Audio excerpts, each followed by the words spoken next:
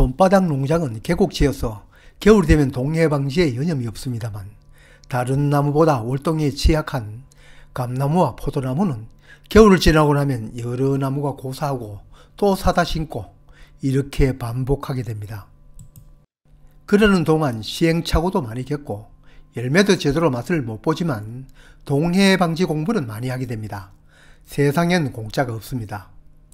블루베리를 품종별로 배열하는데 햇빛이 비치는 맨 남쪽에는 추위에 약한 품종을 두고 북쪽에 내한성이 강한 나무를 배치했는데 그것도 지나고 보니 거꾸로 배치한 셈이 되었습니다.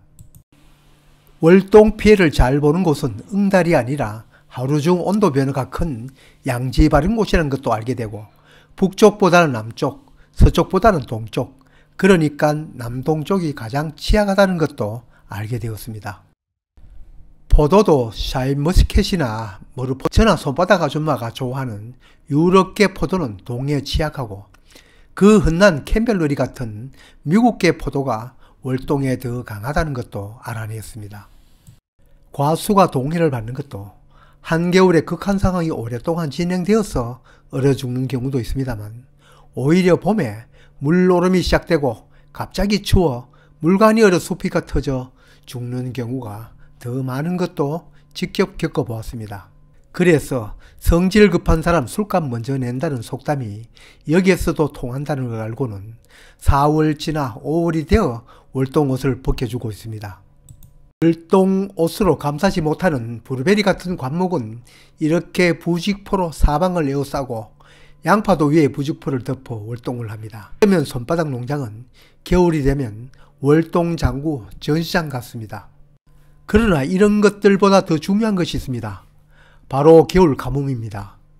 우리나라 겨울은 다른 계절보다 강수량이 적은 것은 누구나 알고 있지만 특히 대구를 중심으로 하는 곳은 더 심합니다. 건조주의보가 언제나 내려져 있고 심지어 식수 걱정을 해야 할 때도 있습니다.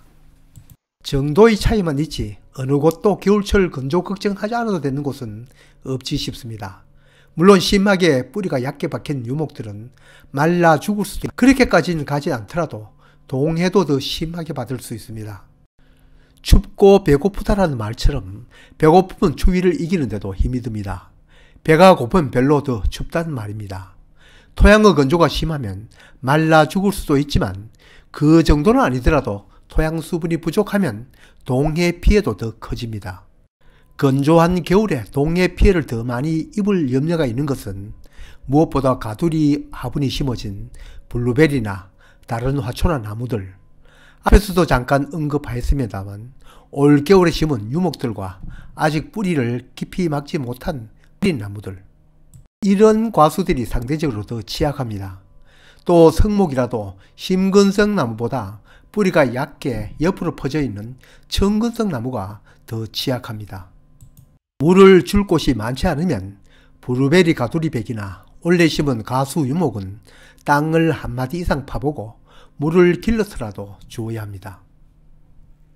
흡수 시설이 되어 있다면 이곳저곳 가릴 필요 없이 하루를 필요가 있습니다. 이렇게 그는 겨울마다 강수량이 다르니 일률적이지는 않지만 평균 한두 해는 주어야 합니다.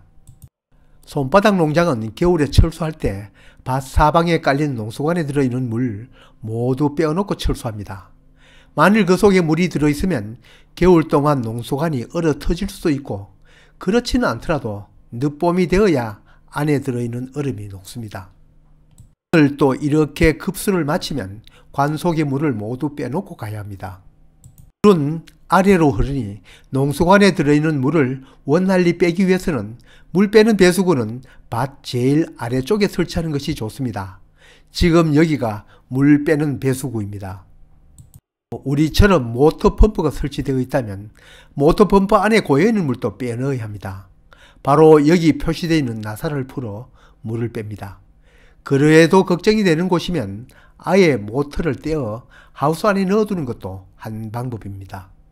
그리고 한 가지 더, 우리처럼 게을물을 퍼올린 곳이면 물에 담궈 두었던 흡입구 드라이버로 찔러 담긴 물 빼내어야 관이 얼지 않습니다.